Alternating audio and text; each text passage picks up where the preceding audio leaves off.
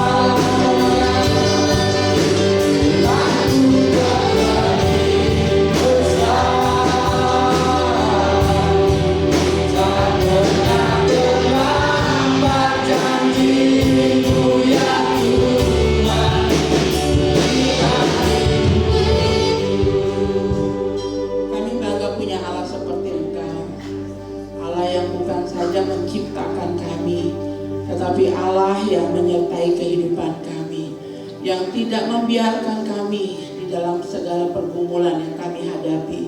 Tapi Engkau selalu membawa kami berjalan dari satu tanda heran kepada tanda heran lainnya. Engkau selalu bertindak tepat pada waktu-Mu Tuhan. Tidak terburu-buru tapi juga tidak terlambat. Selalu indah pada waktu Tuhan. Ajar kami memahami jalan-jalan pikiran-Mu Tuhan. Ajar kami tetap taat dan berserah total kepada-Mu.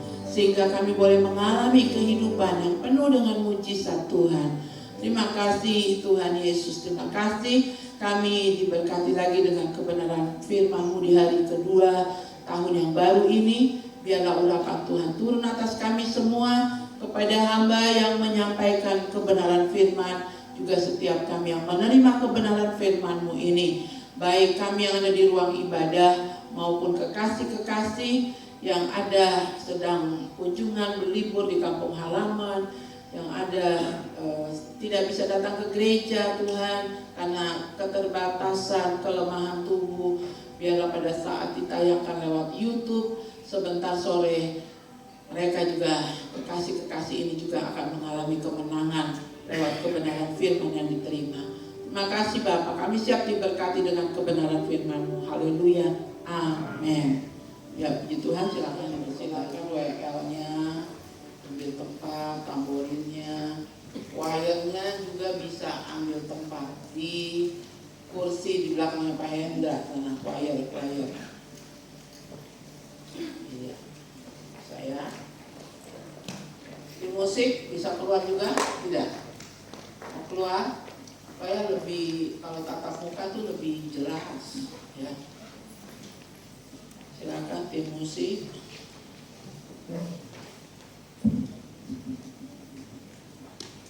Ada Ibu Damaris, ada? Ibu Damaris. Oh iya, nanti sebentar saya mau kasih waktu Ibu Damaris selesai saya khotbah. Untuk ada hal-hal yang beliau mau sampaikan buat jemaat di sini ya. Nah, saudara, hari ini kita mau belajar, ada kelanjutan dari tokoh kemarin, tokoh Joshua ya. Dan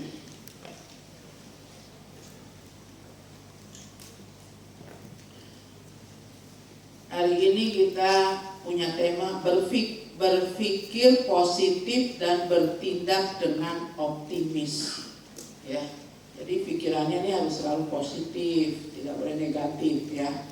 Dan waktu bekerja, waktu mengambil keputusan, mengerjakannya, mulai melangkah harus optimis ya, tidak boleh pesimis. Nah, lawannya berpikir positif itu apa? Negatif kan? Terus bertindak dengan optimis, lawannya apa? Pesimis. Dengan pesimis ya, mengerjakan sesuatu dengan ragu-ragu, keraguan, berhasil nggak ya? Dan sampai kayaknya ini susah, nanti gagal gitu ya. Nah, kemarin kita udah dapat 2 kunci untuk kita sukses berkemenangan di tahun yang baru, yaitu saudara masih ingat yang pertama apa? Ayo, kemarin kita sudah belajar. Hah? Lupa kan? Kebanyakan makan RW, kebanyakan minum Coca-Cola, jadi pusing. Ayo, kemarin 2 kunci untuk sukses apa? Tuhan ampuni, jemaah segini banyak gak ada yang ingat. Hah? Ayo apa? Bagaimana Joshua bisa sukses? Dia tidak tawar hati, dia tidak kecut hati, dia tidak apa tuh? Sahabatnya tawar hati, kecut hati apa? Takut ya. Nah, itu yang pertama. Lalu yang kedua, merenungkan firman. Terus diingat-ingat dong ya. Nah, hari ini kita mau belajar tidak boleh takut, tidak boleh kecut hati, tawar hati, tidak boleh meninggalkan kebenaran firman Tuhan. Tiap hari harus makan. Saudara kalau nggak makan lapar apa enggak? Sehari saudara makan berapa kali? Hah? Saya makan banyak saudara. Saya bangun tidur gitu ya, sapu. sambil megang kue masuk mulut, ngepel, kan nggak punya pembantu kan, sambil minum air hangat putih, jalan gitu ya, giling cucian, jemur cucian, balik ambil nasi, kasih telur, ya. Saya makannya banyak saudara, tapi sedikit gitu, ya. Nah, kalau jasmani aja menuntut lapar, haus, ya. Rohani kita juga demikian. Ya, hidup ini bukan cuma dengan roti, dengan nasi, papeda, ketupat, apalagi. Coba sebut jenis-jenis kemarin yang Bapak Ibu makan itu loh. Nasi jaha, nasi bambu, nasi apa lagi? Ada nasi jahat, nasi baik ya. Oh, bukan jahat ya. Nah, tubuh aja menuntut itu kan, ya. Begitu datang bertamu ke rumah orang, dilihat di meja open house, ada yang gak pernah dapat selama ini, apa paniki yang terbang. Yeremia langsung singkirkan bakso, singkirkan yang lain, ambil nasi dengan paniki. Makan lahap, ya. Saya dipanggil berdoa di rumahnya Bapak Daniel Pakombong, dikasih makan lagi. Saya lihat dari mulai masuk saya lirik-lirik meja makannya. Ada ayam, ada RW, ada sate babi, ada ikan mujair, ada yang di mangkok kuah-kuah. Kayaknya itu yang akan saya ambil. Kaki babi dimasak beli nebun. Itu saya nggak bisa dapat. Karena apa? Mau makan nasi dengan sayur sup kaki babi dikasih beli nebun kan harus bunuh satu ekor babi. Dari mana dapat kakinya, ya kan? Jadi, nah itu kan jarang didapat toh. Jadi keke dan perut ini langsung ambil itu. Otak ini memerintahkan nanti ke sana ambil itu, makan itu. Sebelahnya ada sambalnya lagi, sambal dabu-dabu. Pas sudah, makanlah saudara. Cucu saya Grace, aduh semua enak, ayam enak, babi enak, mujair enak. Jadi ikan di kiri, babi di kanan, di tengah RW. Berantem sama dia dalam perut. Begitu pulang, aduh Grace kayaknya mau ke kamar mandi. Iya pasti berantem, ada ikan, ayam semua kumpul di dalam perut ini. Badan ini, tubuh ini nih suka minta. Lapar, itu kayaknya enak, itu kayaknya nikmat. Pernahkah ada kenikmatan ketika saudara membaca roti hidup firman Tuhan? Oh, firman Tuhan yang aku baca hari ini, yes, benar-benar menjawab kebutuhanku. Masih dapat greget itu waktu baca firman? Masih dapat enggak? Atau saudara baca apa ya, tidak ngerti saya ini. Masih dapat hal-hal yang greget waktu baca firman Tuhan. Wih, tepat sekali firman Tuhan ini.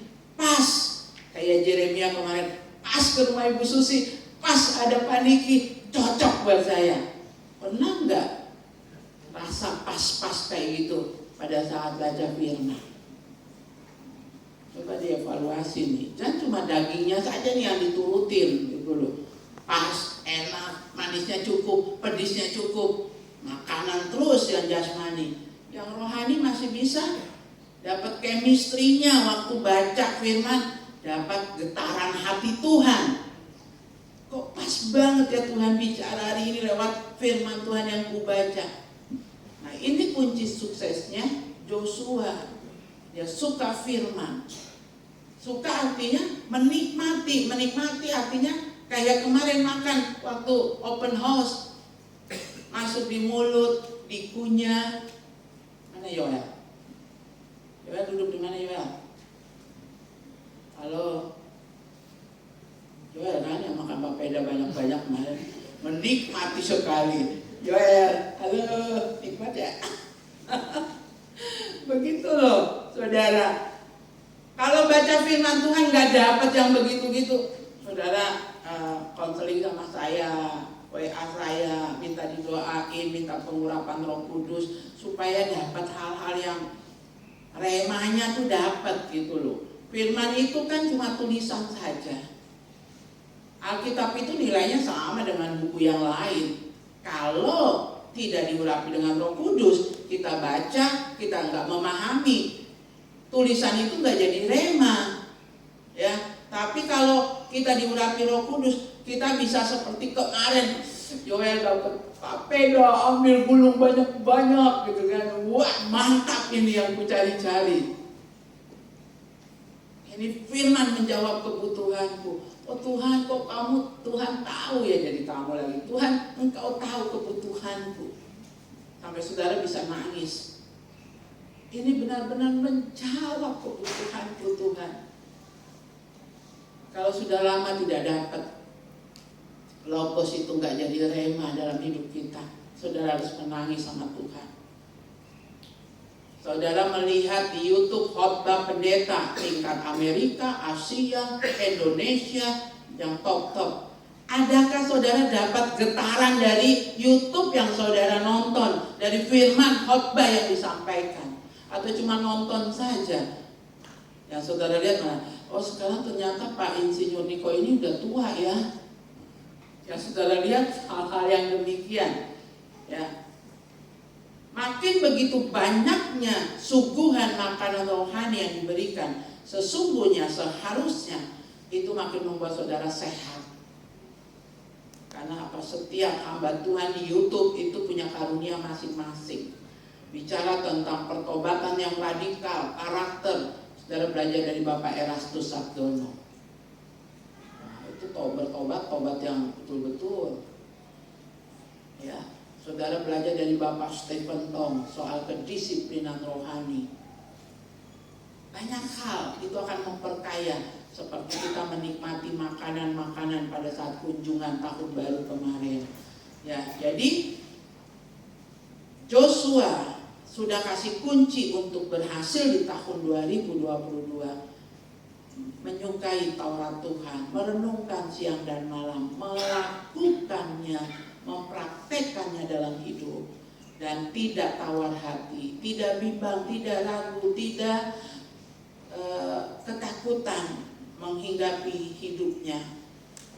Selalu berpikir positif dan bertindak dengan optimis, ya.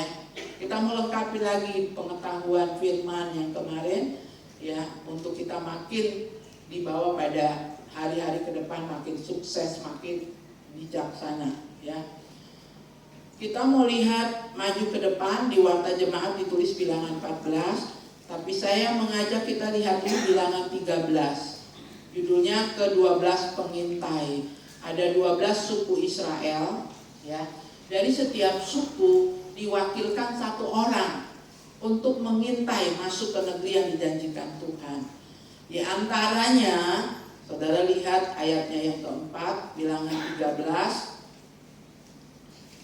Kita baca dari ayat pertama. Tuhan berfirman kepada Musa, suruhlah beberapa orang mengintai tanah Kanaan yang akan kuberikan kepada orang Israel. Dari setiap suku nenek moyang mereka haruslah kau suruh seorang, semuanya pemimpin-pemimpin di antara mereka. Ayatnya yang ketiga, lalu Musa menyuruh mereka dari padang gurun Paran sesuai dengan titah Tuhan. Semua orang itu adalah kepala-kepala di antara orang Israel, ya, mewakili suku 12 suku, ya, mewakili suku Ruben, Simeon, Yehuda, ya, pokoknya semua diwakilkan. Nah, ayat yang ke-16, itulah nama orang-orang yang disuruh Musa untuk mengintai negeri itu. Dan Musa menamai Hosea bin Nun itu Joshua. Maka Musa menyuruh mereka untuk mengintai tanah Kanaan. Katanya kepada mereka, pergilah dari sini ke tanah Negeb dan naiklah ke pegunungan, dan amatilah bagaimana keadaan negeri itu. Apakah bangsa yang mendiaminya kuat atau lemah? Apakah mereka sedikit atau banyak? Ya. Ini negeri yang dijanjikan Tuhan. Tuhan mau kasih ke bangsa Israel. Ya. Tapi untuk mencapainya, untuk dapatnya nggak gampang.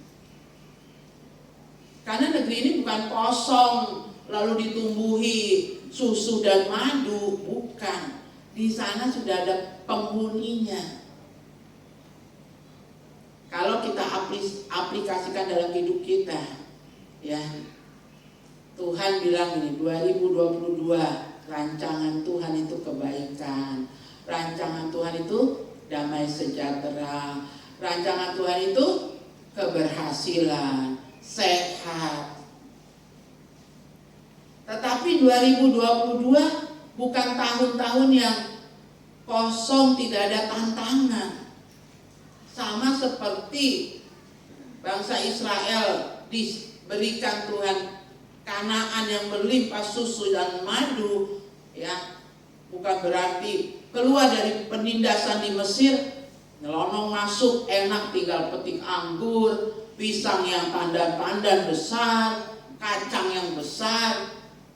Saya sebutnya kacang pisang karena saya udah ke Israel, pisang Ambonnya di Israel besar-besar, kacang tanahnya besar-besar, ya.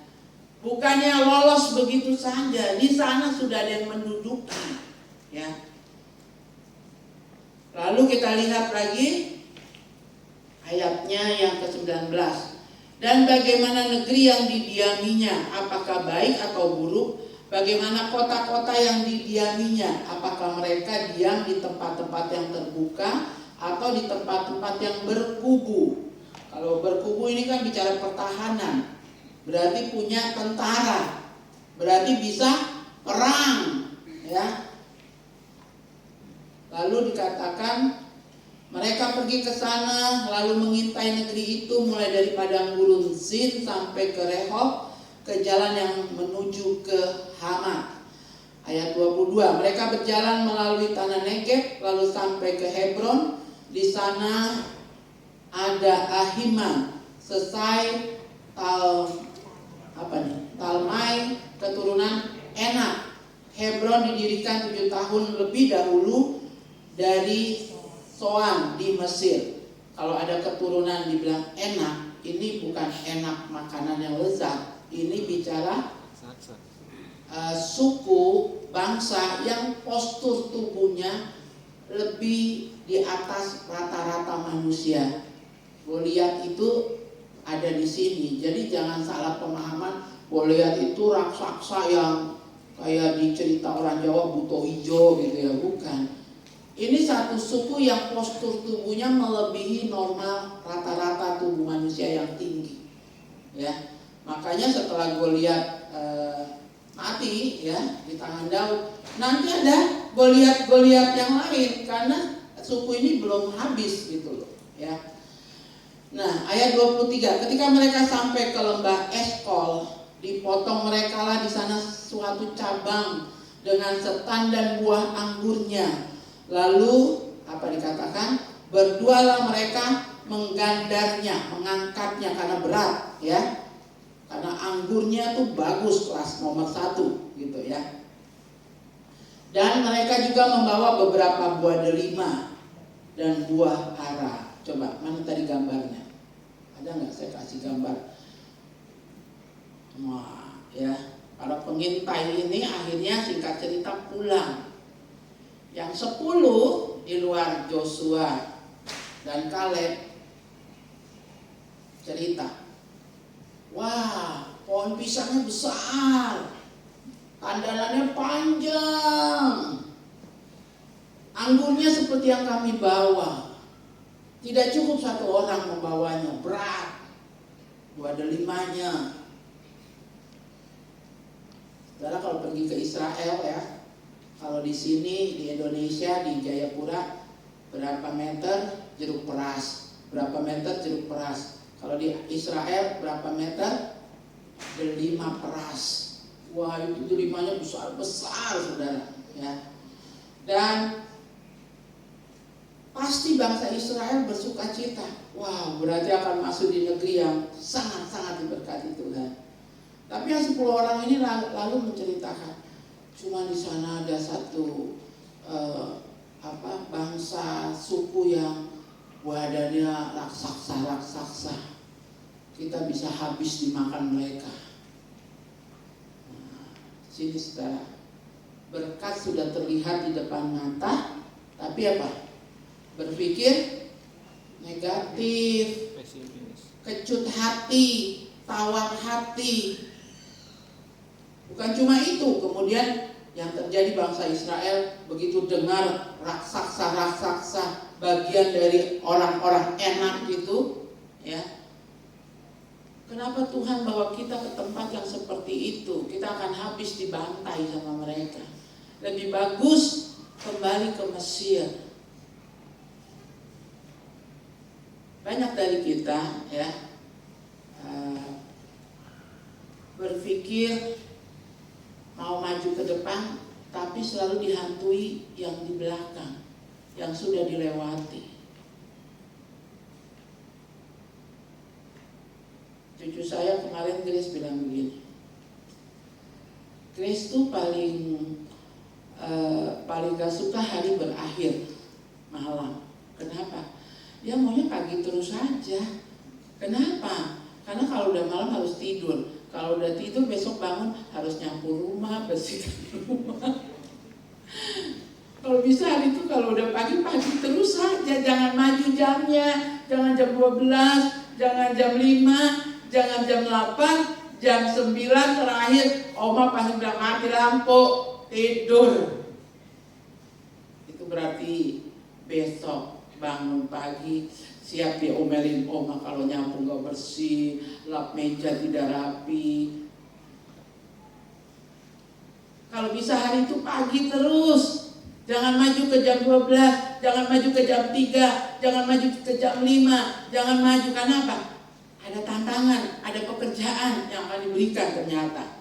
Jadi dia bilang, malas ya kalau habis tidur besok pagi harus kerja.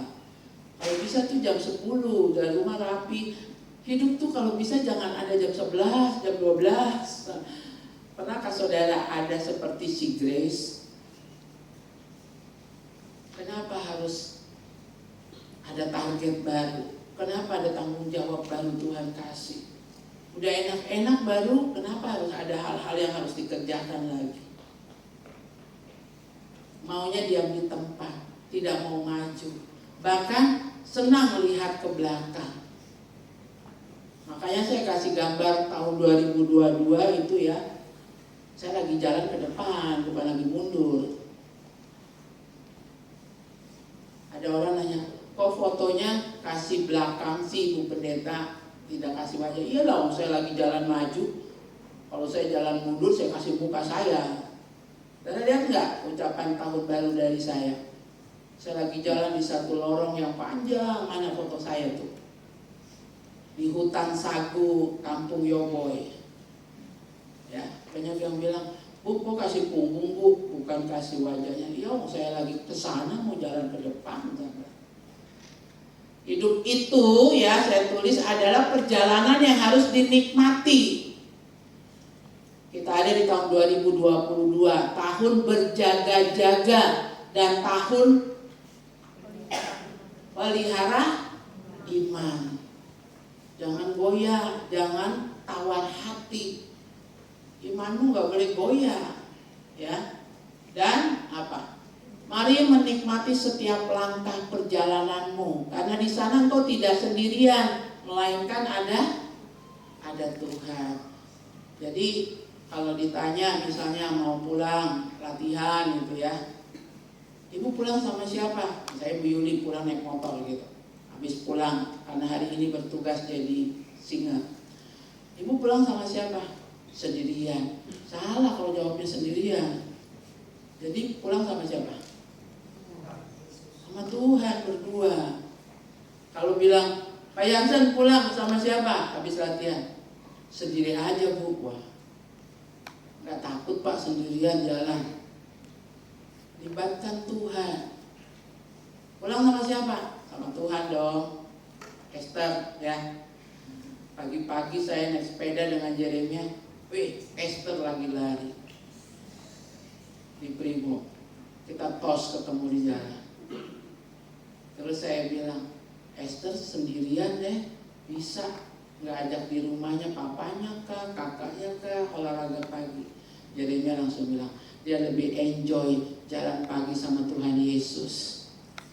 Iya benar kata Esther. Tepuk tangan dulu dong buat Esther. Jadi kalau saudara suka bodok-bodok gitu ya, meratap-ratap gitu, aduh aku ini menyedihkan hidup sendirian, berarti engkau bukan orang yang mengandalkan Tuhan, orang yang tidak melibatkan Tuhan.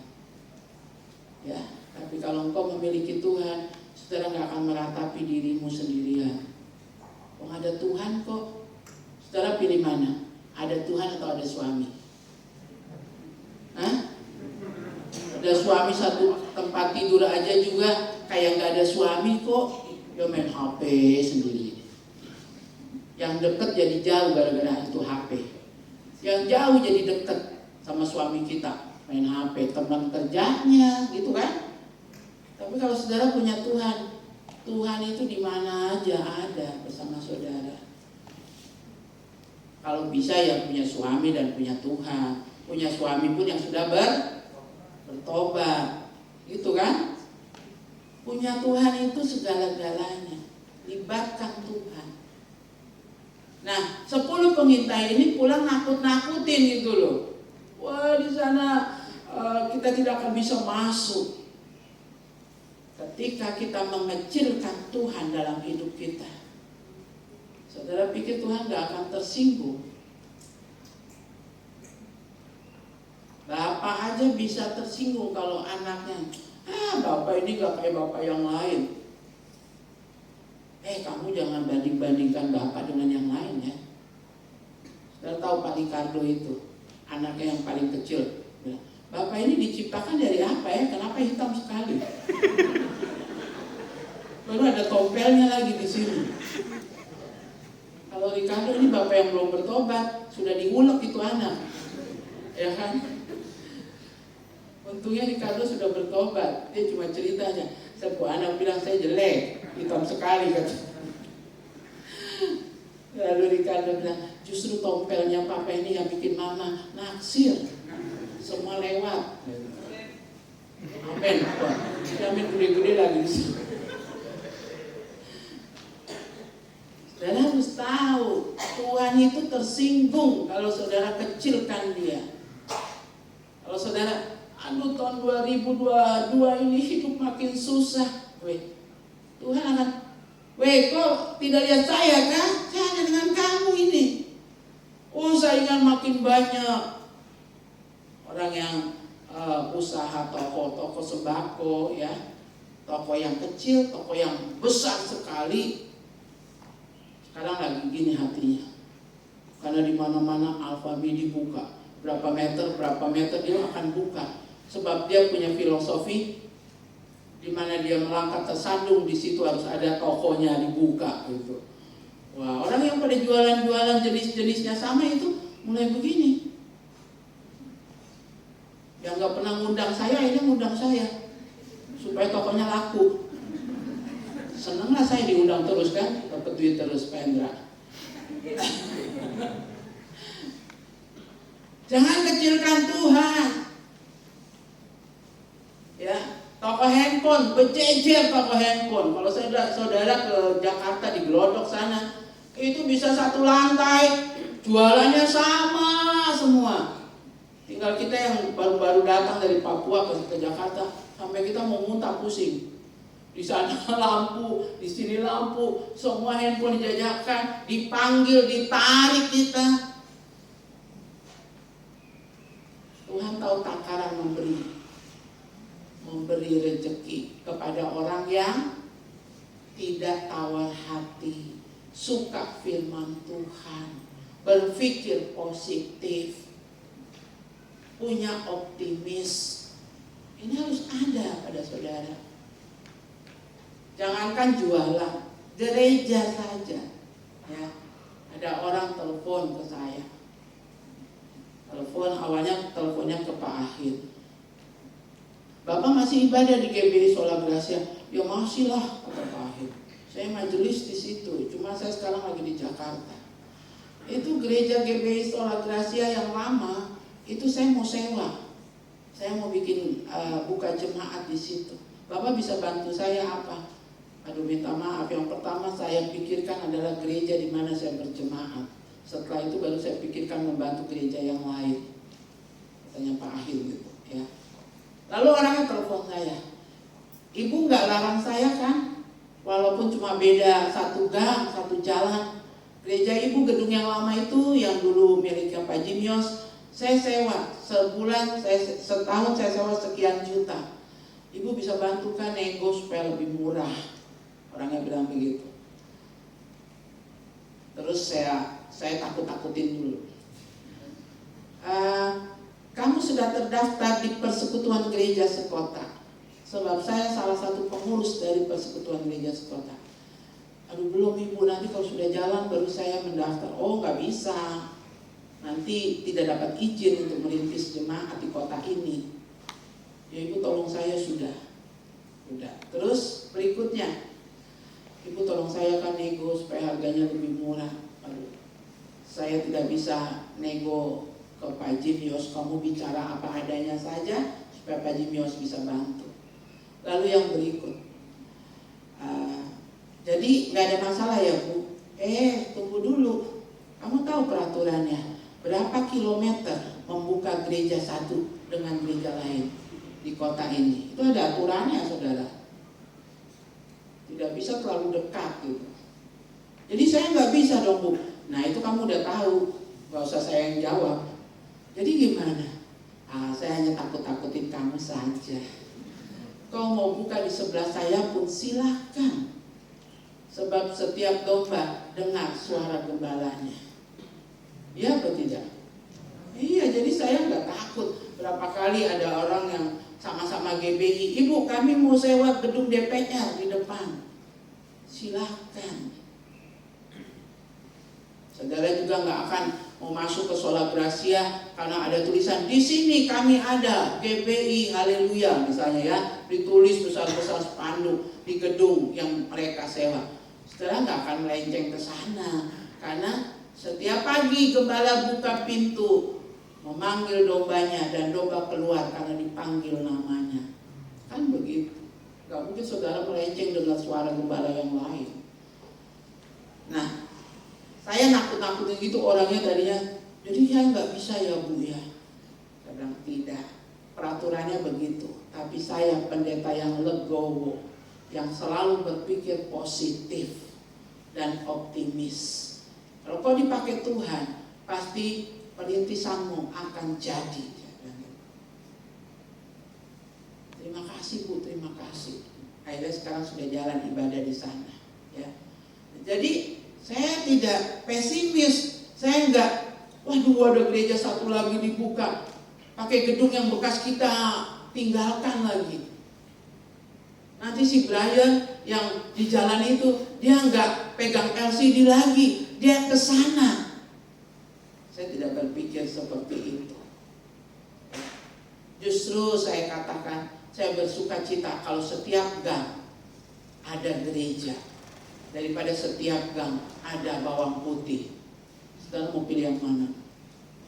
Kota ini kan kota Injil. Setiap jalan harusnya setiap kilometer ada gereja, ada gereja. Apalagi di jalan utama, itu baru bilang kota Injil. Jadi berpikirlah yang positif, bertindaklah dengan optimis gitu, ya, dengan optimis. Nah, hanya Kaleb dan Joshua yang menenteramkan hati bangsa Israel. Kaleb dan Joshua bilang, tidak, kalau kita beserta dengan Tuhan, kita bisa kalahkan mereka. Tapi yang 10 ini terus menggonggong kayak anjing, ya. Tapi Kaleb juga terus menenteramkan, kita bisa kalahkan mereka. Sampai-sampai keduanya mau dirajam, dilempar batu, Kaleb dan Joshua. Joshua dan Kaleb. Tapi Joshua tetap, dia punya rasa optimis. Yang penting katanya ya, kita mau lihat ayat-ayatnya. Tadi di apa? Di bilangan ya. Kita lihat ayat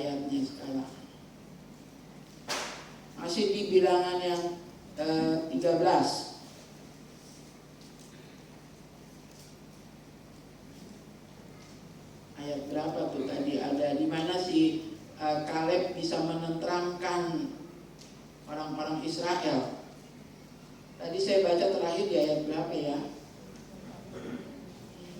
Coba saudara perhatikan, kasih lihat di layar ya. Sudah.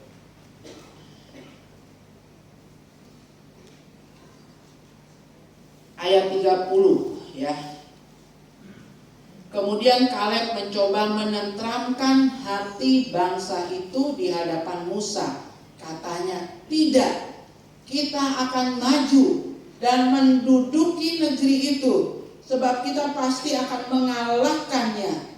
Tetapi orang-orang yang pergi ke sana, 10 orang itu ya, yang pergi dengan Joshua dan Kaleb berkata, kita tidak dapat maju menyerang bangsa itu karena mereka lebih kuat daripada kita. Juga mereka menyampaikan kepada orang Israel kabar busuk tentang negeri yang diintai mereka, dengan berkata, negeri yang telah kami lalui untuk diintai adalah suatu negeri yang memakan penduduknya, dan semua orang yang kami lihat di sana adalah orang-orang yang tinggi-tinggi perawakannya, ya, raksasa-raksasa. Juga kami lihat di sana orang-orang raksasa, orang enak yang berasal dari orang-orang raksasa, dan kami lihat diri kami seperti belalang, dan demikian juga mereka terhadap kami. Dia gambarkan, aduh, kalau kita berhadapan dengan si raksasa itu, kita seperti belalang yang siap ditindih saja sama jarinya. Ini kan menggetarkan, pesimis, tawar hati, kecut hati, menyepelekan Tuhan. Nah, sekarang baru saudara maju ke bilangan 14 ya. Mari kita lihat bilangan 14. Judulnya di sana pemberontakan umat Israel. Ketika Tuhan disepelekan, ya, maka Tuhan marah. Lalu Tuhan mengancam, menyampaikan kekecewaannya kepada bangsa Israel. Lihat ayatnya yang pertama. Lalu segenap umat itu mengeluarkan suara nyaring, dan bangsa itu menangis pada malam itu.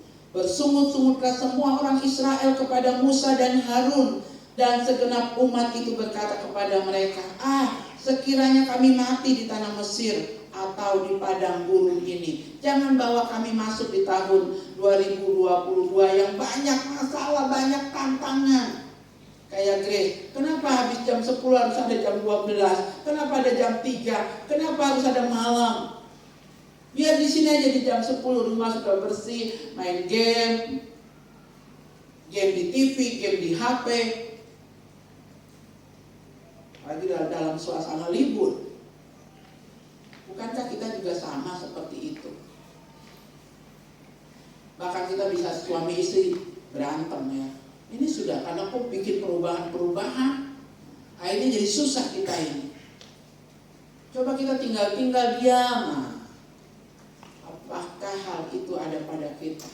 Padahal suami bilang, yang penting kita tuh bangun pagi, serahkan semua rencana kepada Tuhan, kerjakan yang jadi bagian kita, yang rajin bekerja, maka yang jadi bagian Tuhan akan dinyatakan.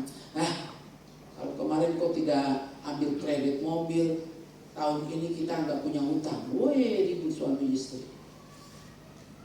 Karena ribut akhirnya Tuhan mau kasih job, Tuhan mau kasih bonus-bonus, di-cut sama Tuhan. Karena ternyata berkat itu jadi keributan dalam satu rumah. Nah, itu yang terjadi pada bangsa Israel ini. Tuhan siapkan negeri yang berlimpah susu madu di sana, tapi harus ada perjuangan untuk masuk di sana. Raksasa-raksasa itu harus dikalahkan, bukan ketakutan, kecut hati, ya. Ayatnya yang kelima, lalu sujudlah Musa dan Harun di depan mata seluruh jemaah Israel yang berkumpul di situ. Tetapi Joshua bin Nun dan Kaleb bin Yefune yang termasuk orang-orang yang telah mengintai negeri itu mengoyakkan pakaiannya. Dia punya kerendahan hati, ya. Dia buka bajunya, dia minta bangsa Israel dalam kerendahan hati percaya sama berita yang mereka bawa berdua. Optimis, jangan pesimis. Ya. Ayat yang ke-7, dan berkata kepada segenap umat Israel, negeri yang kami lalui untuk diintai itu adalah luar biasa baiknya. Dia sampai mengoyakkan pakaiannya. Ini bicara tentang merendahkan dirinya di atas umat yang sedang berontak kepada Tuhan. Percaya kepada kami, negeri yang kami lihat di sana semuanya sangat luar biasa. Ya. Ayat 8, jika Tuhan berkenan kepada kita, maka Ia akan membawa kita masuk ke negeri itu dan akan memberikannya kepada kita, suatu negeri yang berlimpah-limpah susu dan madunya. Hanya catatan, jangan memberontak kepada Tuhan dan janganlah takut kepada bangsa negeri itu, sebab mereka akan kita telan habis. Wow, ini sangat optimis. Belalang telan raksasa besar. Ya, nggak usah belalang lah ya. Sudah tahu binatang yang paling kecil apa? Serangga yang kecil, semut. Semut kecil itu bisa bikin gedubrak dajjal. Harus berpikir yang optimis ya. Jadi dikatakan kita akan telan mereka. Wow, ini tindakan yang sangat-sangat berani, saudara. Meskipun bangsa Israel, bisakah? Iyokah? Orang besar-besar. Tapi Kaleb dan Yosua sangat optimis ya. Ayat yang ke-11, Tuhan berfirman kepada Musa, berapa lama lagi bangsa ini menista aku, dan berapa lama lagi mereka tidak mau percaya kepadaku, sekalipun sudah ada segala tanda mujizat yang kulakukan di tengah-tengah mereka. Kalau Tuhan saudara kecilkan, menyepelekan Tuhan, itu membuat murka Tuhan. Dan kalau Tuhan murka, apa yang jadi pada generasi ini? Semua dikatakan di sini yang umur ada berapa tahun tuh di situ. Tuhan musnahkan generasi, sehingga yang bisa masuk hanya generasinya Kaleb dan Joshua ya. Lalu dibujuklah oleh Musa ya. Ketika Tuhan marah, Tuhan katakan Tuhan akan membunuh. Ayat yang ke-15, jadi jikalau engkau membunuh bangsa ini sampai habis, maka bangsa-bangsa yang mendengar kabar tentang engkau itu nanti berkata, oleh karena Tuhan tidak berkuasa membawa bangsa ini masuk ke negeri yang dijanjikannya dengan bersumpah kepada mereka, maka Ia menyembelih mereka di padang gurun. Jadi sekarang biarlah kiranya kekuatan Tuhan itu nyata kebesarannya seperti yang kau firmankan. Ini gembala sudah nangis, Kaleb Joshua sudah merendahkan diri supaya belas kasih Tuhan turun atas mereka ya. Dan Musa sebagai gembala juga minta ampun atas ketegaran tengkuknya bangsa Israel ya. Ayat 19, ampunilah kiranya kesalahan bangsa ini sesuai dengan kebesaran kasih setiamu, seperti engkau telah mengampuni bangsa ini mulai dari Mesir sampai kemari. Tinggal sedikit lagi masuk, menikmati yang Tuhan janjikan ya. Hanya demi aku yang hidup dan kemuliaan Tuhan memenuhi seluruh bumi. Dibujuklah sama Musa, Tuhan jangan marah buat bangsa ini. Nanti bangsa-bangsa lain akan bicara apa? Tuhan yang bebaskan dari Mesir, tapi tidak bisa membawa masuk ke negeri yang dijanjikan. Berikan kesabaran. Ini orang kedua setelah siapa? Waktu mau Sodom dan Gomora dimusnahkan, tawar-menawar. Ya, Musa pun tawar-menawar kepada Tuhan. Jangan kau musnahkan bangsa yang keras tempuknya ini, ya. Tapi tetap mereka bersungut-sungut, ya. Mereka tetap marah. Sampai akhirnya Tuhan buat mereka berputar berapa lama? 40 tahun di padang gurun. Yang harusnya bukan 40 tahun, jadi dibikin berputar seperti tersesat sedemikian rupa. Ketika kita menyepelekan Tuhan, mengecilkan Tuhan, ya, Tuhan akan sakit hatinya dengan tanda penghormatan kita, tanda penghinaan kita kepada kemampuan Tuhan. Dan dia bisa bertindak sebagai hakim yang adil. Jangan selalu membayangkan Tuhan saudara dan Tuhan saya adalah juru selamat, raja damai. Nanti Tuhan datang kali yang kedua, dia bukan sebagai penyelamat lagi, dia akan datang sebagai hakim yang adil.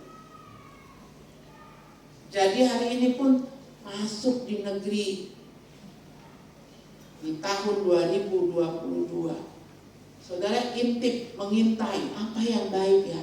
Jangan mengintipnya pakai kekernya ramalan bintang. Dilihat di keker 2022 ini ada apa. Kemarin saya sudah bilang jangan ke paranormal, orang pintar, lihat bintang. Oh saya Gemini, oh saya Sagittarius, oh saya Virgo, oh saya bintang 7. Ya, anak Tuhan tuh nggak selalu baca bintang Gemini bulan ini bagaimana ya, tahun ini gimana ya, saya Sagittarius, itu udah nggak ada. Yang gitu-gitu udah nggak ada. Hidupku dalam genggaman tangan Tuhan. Dan aku mau seperti Yosua dan Kaleb, berpikir positif, bertindak dengan optimis, supaya Tuhan tidak murka, dibinasakan.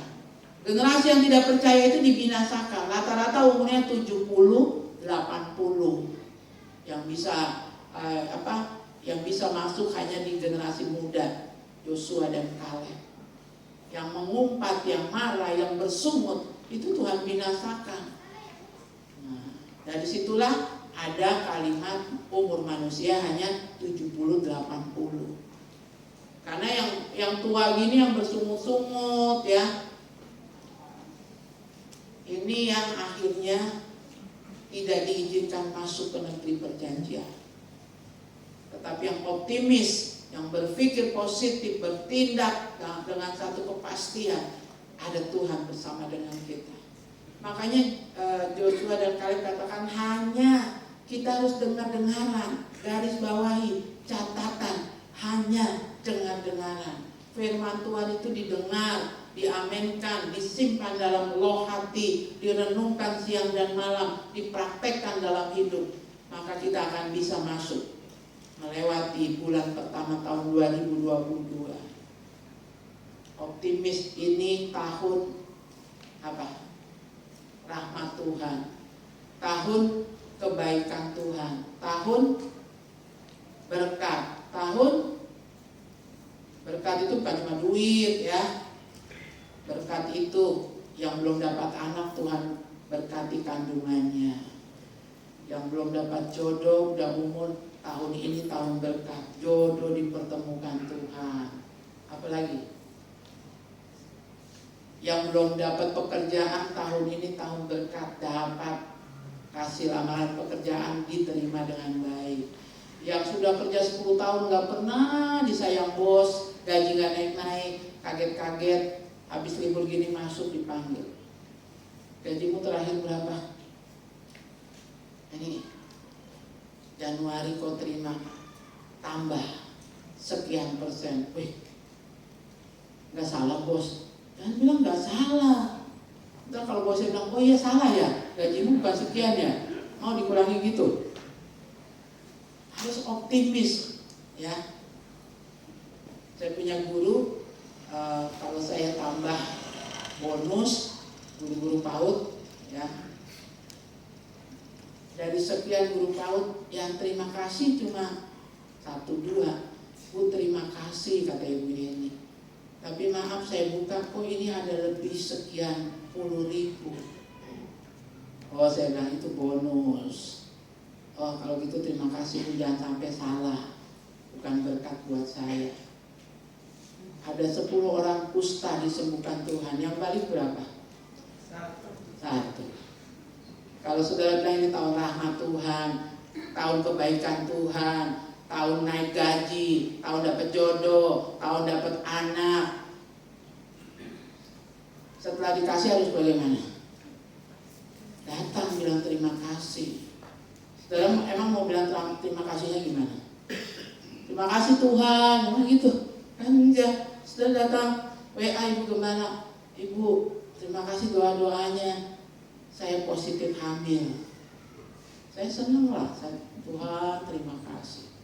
Saudara naik gaji, oh berarti harus naiknya berpuluhan, harus kasih Tuhan berapa ini? Ya udah deh Tuhan, saya lempar ya, yang nggak balik jatuh ke bawah itu Tuhan punya. Ya jatuh semuanya, ambil semua. Oh ini semua saya punya. Anak kecil kali. Grace tuh mau sekolah minggu.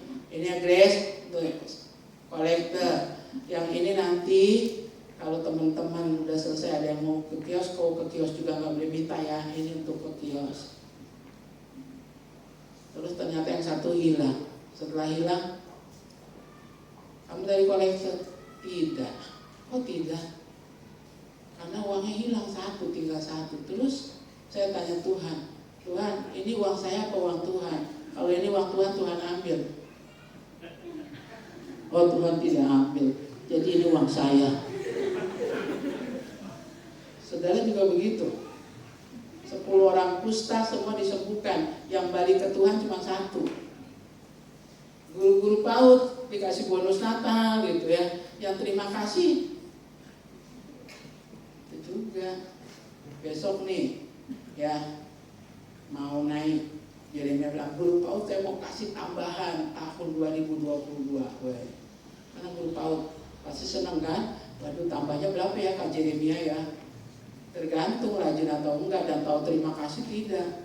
Dikasih uang lebih enggak WA, Ibu terima kasih setelah dibuka ternyata isinya kok lebih gitu.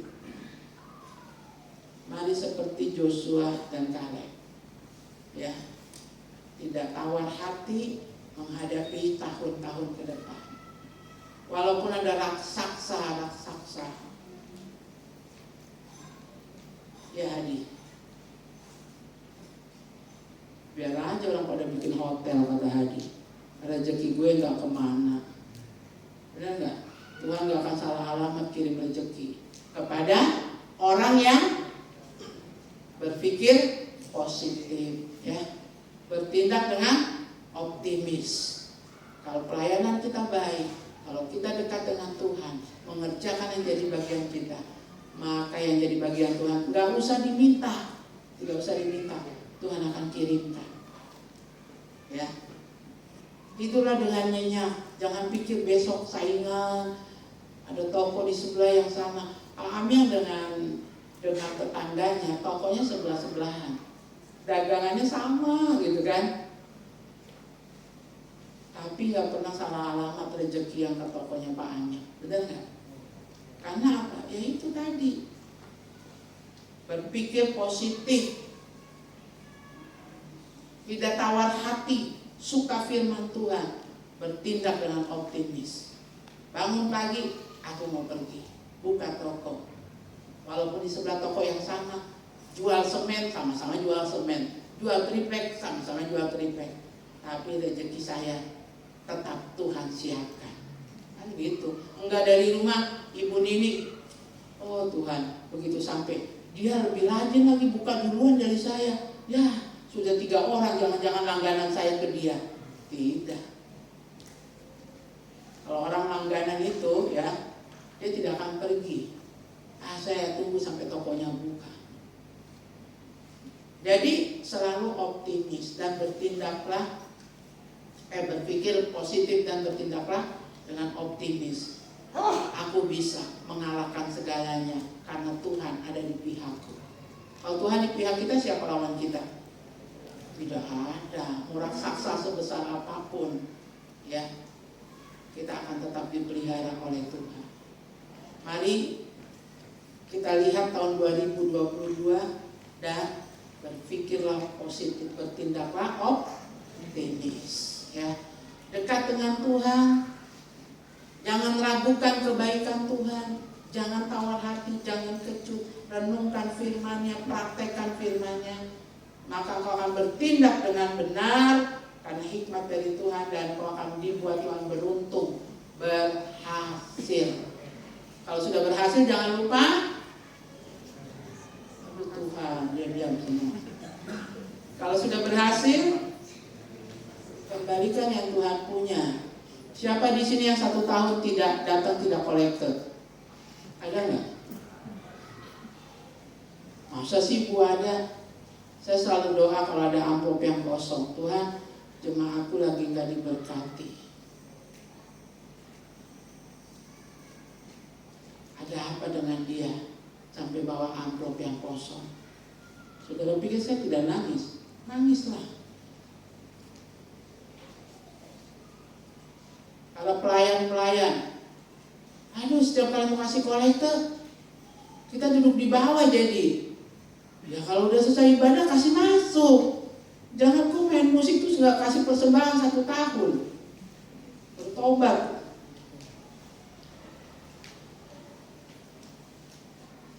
Jadi mari kita mau seperti Joshua dan Kaleb. Tidak tawar hati, suka firman Tuhan, berpikir positif, bertindak optimis. Saudara akan dibuat Tuhan berhasil. Mari kita tunduk kepala. Saya undang semua para pelayan ke depan.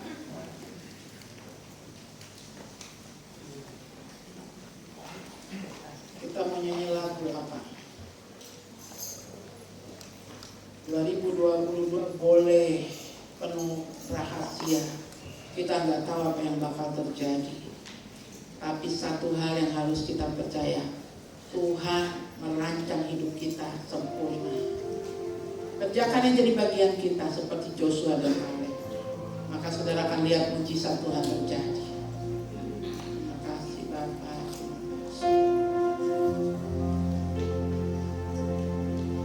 Haleluya, haleluya. Jalanmu tak terselami.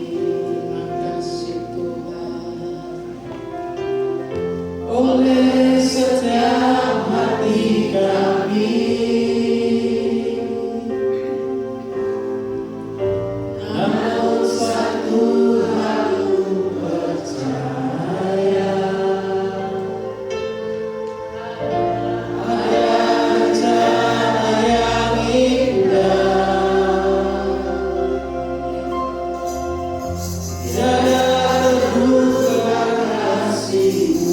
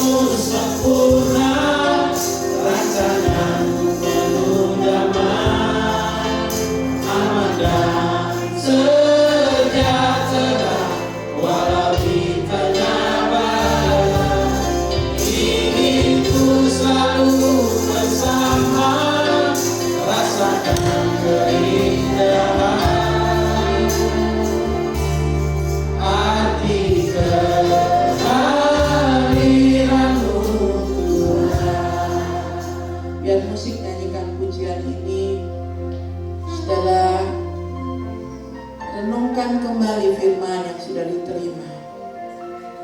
Mungkin tadi saudara datang masuk di gereja dengan hati yang takut, yang kecut, yang tawar hati, melihat begitu banyak tantangan yang akan dihadapi di tahun 2022. Mungkin tadi waktu saudara masuk, saudara sedang berpikir bagaimana dengan usaha, bagaimana dengan keluarga, bagaimana dengan pekerjaan, bagaimana dengan keuangan keluarga. Karena bertambah tahun, tidak ada barang yang makin turun harganya, tapi makin tinggi harganya. Apakah aku sanggup Tuhan? Apakah dengan gajiku bisa hidup setiap bulannya. Saya mau katakan, jangan mengecilkan Tuhan. Jangan membuat Tuhan marah, kecewa. Tapi dengan penuh kerendahan hati datang pada Tuhan. Kerjakan yang selama ini saudara tidak kerjakan. Bangun pagi berdoa, membaca firman Tuhan, menyerahkan hidupmu setiap hari kepada Tuhan. Renungkan firman Tuhan, praktekkan dalam hidup sehari-hari. Maka saudara akan melihat pertolongan yang luar biasa terjadi. Terima kasih Bapa, terima kasih. Saudara yang merasa butuh pertolongan Tuhan, saudara yang mau melibatkan Tuhan dalam hidupmu, mari saudara boleh berdiri bersama dengan saya. Angkat ref sebagai doa, ref lagu ini. Katakan penyertaanmu sempurna, rancanganmu penuh damai, aman dan sejahtera, walau di tengah badai. Hidupku selalu bersama, rasakan keindahan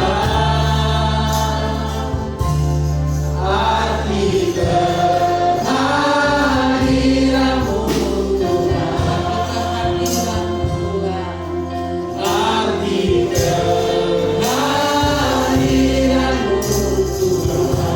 kehadiranmu, arti kehadiranmu Tuhan.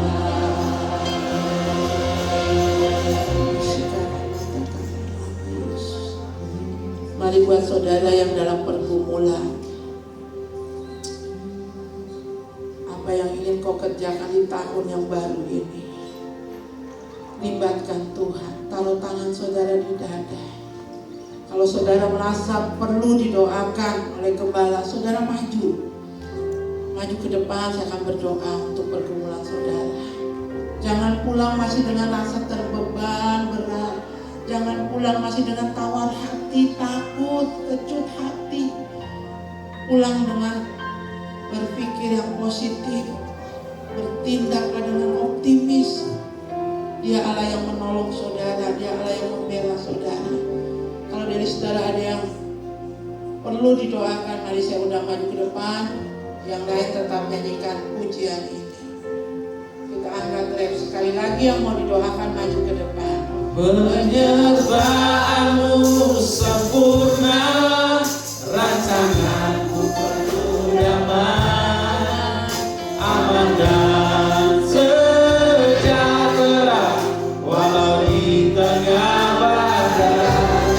Hidupku selalu bersama, rasakan keindahan arti kehadiranmu Tuhan.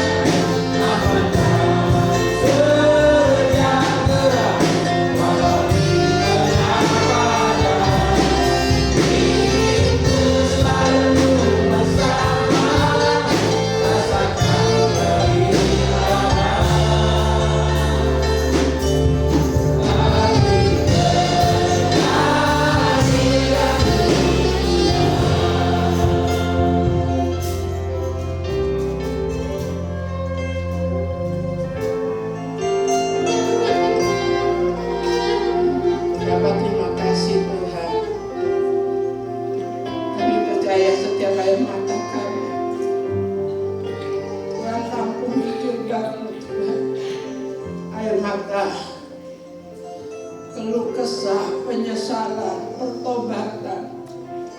Hari ini kami mau menjadi Joshua dan Kaleb di akhir zaman. Kami mau kuat di dalam Tuhan, tidak tawar hati. Kami mau mencintai Taurat Tuhan, merenungkannya siang malam, mempraktekannya jadi gaya hidup kami sehari-hari. Kami mau berpikir positif Tuhan, dan kami mau bertindak dengan satu keyakinan penuh, optimisme ada pada kami Tuhan. Engkau melihat setiap saudara-saudara kami yang maju di depan. Engkau tahu Tuhan air mata mereka. Engkau juga tahu setiap kami yang diam di tempat masing-masing dalam berdoa. Setiap kami membawa hidup kami kepadamu hari ini Tuhan. Kami mau melangkah di tahun ini dalam satu kepastian, Engkau ada bersama dengan kami Tuhan. Engkau ada menyertai langkah-langkah kami, menuntun kami Tuhan. Terima kasih Bapa di surga. Terima kasih. Dan kami akan menikmati Kanaan 2022 ini. Kami akan menikmati anggur, menikmati delima, hasil panen yang luar biasa. Apapun yang kami kerjakan dibuat Tuhan berhasil. Terima kasih Bapa. Segala penghalang, pelahap-pelahap yang merugikan Kau halau dari setiap apa yang kami kerjakan Tuhan. Kami akan bertindak hati-hati karena firman-Mu itu yang menuntun kami. Terima kasih Bapa.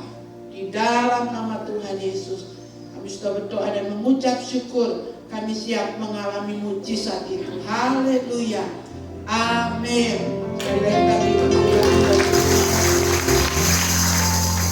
Baik saudara, silakan duduk. Ya, kita akan memberi persembahan. Saudara masih tetap dilayani. Kali ini yang melayani WBI, ya. WBI yang akan melayani, datang menjemput persembahan.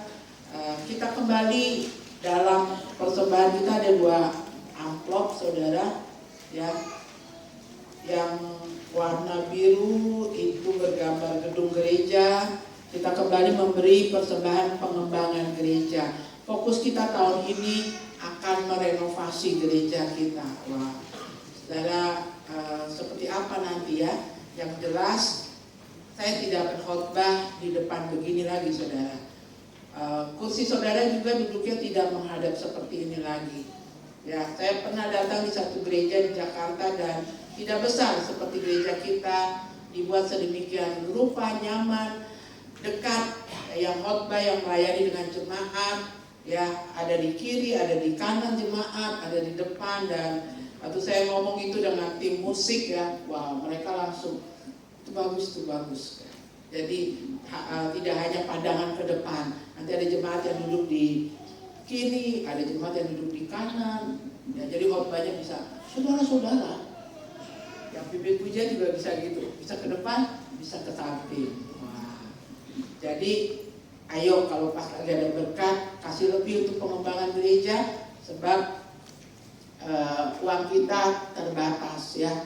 Kita memang punya uang pengembangan gereja, tapi sempat sudah dikerjakan sisi sebelah kanan ya, dan kita mau kerjakan sebelah kiri dan bagian dalamnya kita mau renovasi bentuk yang berbeda ya. Itu. Dan yang persembahan kedua seperti ini ya, saudara di sana memenuhi untuk diakonia, untuk pekabaran Injil ya, ini ada di sini. Dan kalau saudara hari ini ada yang membawa perpuluhan, kasih masuk saja di di amplop yang dijalankan kaum wanita. Minggu depan laporan keuangannya akan ada perpuluhan yang kemarin diberikan di hari pertama dan di hari kedua ya. Itu saja, kita akan memberi persembahan, kita nyanyi pujian apa?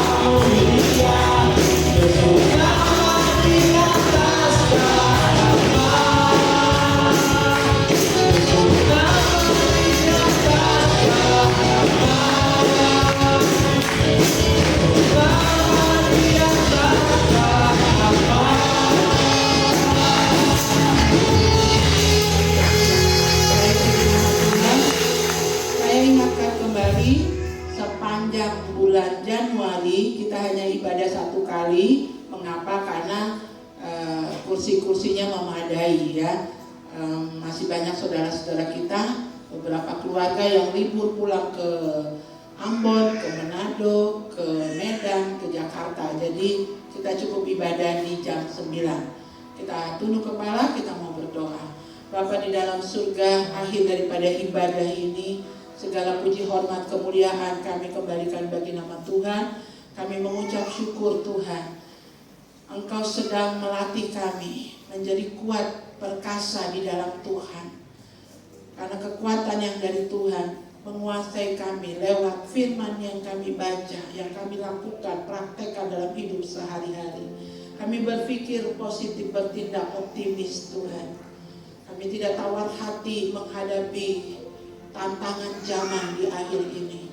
Kami tetap percaya bahwa zaman akhir ini dengan segala tantangan yang ada tidak jadi penghambat bagi kami maju, tidak jadi penghambat bagi kami mengerjakan tugas-tugas kami, baik sebagai suami, sebagai istri, sebagai anak-anak. Kami tetap orang-orang yang diberikan kemampuan oleh Tuhan, karena kami berserah total kepada Tuhan. Terima kasih Bapa di dalam surga. Kami juga berdoa untuk kekasih-kekasih yang tidak bisa hadir di gereja. Biarlah mereka akan diberkati lewat penayangan dengan program YouTube di sore hari. Engkau juga memberkati kekasih-kekasih yang tidak hadir karena sedang kunjungan ada di kampung halaman. Kehadiran mereka boleh jadi berkat bagi keluarga yang dikunjungi. Pada saatnya mereka akan pulang kembali ke Jayapura. Tuhan tolong beberapa keluarga melihat begitu tingginya biaya tiket pada saat kembali, karena arus balik dari liburan dari berbagai kota kembali ke Jayapura. Tapi Engkau Jehovah Jireh, Engkau akan mencukupkan kebutuhan mereka sehingga mereka boleh tepat pada waktunya datang di tempat ini. Terima kasih Bapa di dalam surga. Kami berdoa juga Bapa untuk semua pemberian jemaat di atas mesbah ini Tuhan. Hamba menumpangkan tangan atas semua persembahan yang diberikan. Engkau memperhitungkan Tuhan, dan Engkau juga menjadikan semua berkat-berkat ini sungguh-sungguh bisa mendanai segala kebutuhan operasional dalam pelayanan, baik di GBI Sola Gracia maupun Sola Gracia Ministry. Kami berdoa juga Bapa di dalam surga, untuk semua yang sedang kami kerjakan, kami selesaikan, baik untuk Putali, untuk Talut di Dosai, dan juga pergumulan untuk renovasi gedung gereja ini. Semuanya Tuhan cukupkan. Engkau berikan orang-orang yang tepat untuk mengerjakan, sehingga ada hasil yang baik, baik untuk Putali, Talut di Dosai maupun Pak Jumadi dan tim yang nantinya akan mengerjakan renovasi gereja ini. Semua kami bawa dalam tangan kasih Tuhan.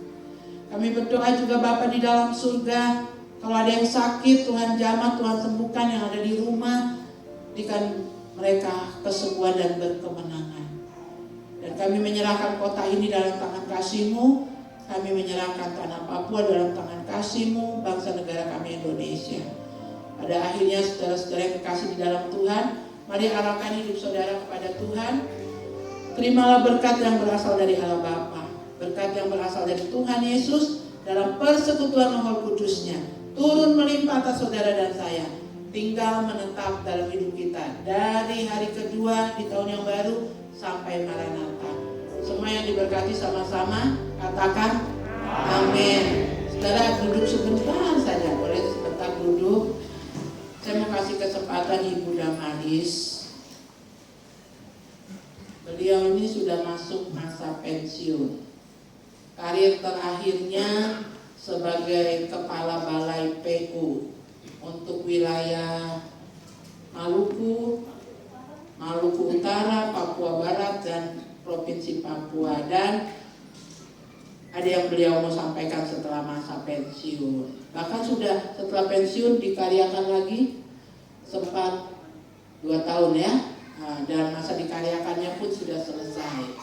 Apa rencana Ibu Damaris selanjutnya, sebab ibu ini tidak menikah ya, tapi diberkati Tuhan luar biasa dan juga banyak menopang pelayanan pekerjaan Tuhan. Bukan saja kepada saya, tapi saya tahu dia sangat banyak membantu hamba-hamba Tuhan lainnya. Minta waktunya sedikit untuk beliau menyampaikan. Oke, terima kasih Bu. Mungkin saya ralat yang Ibu Gembala tadi bilang kepala bala yang terakhir, bukan.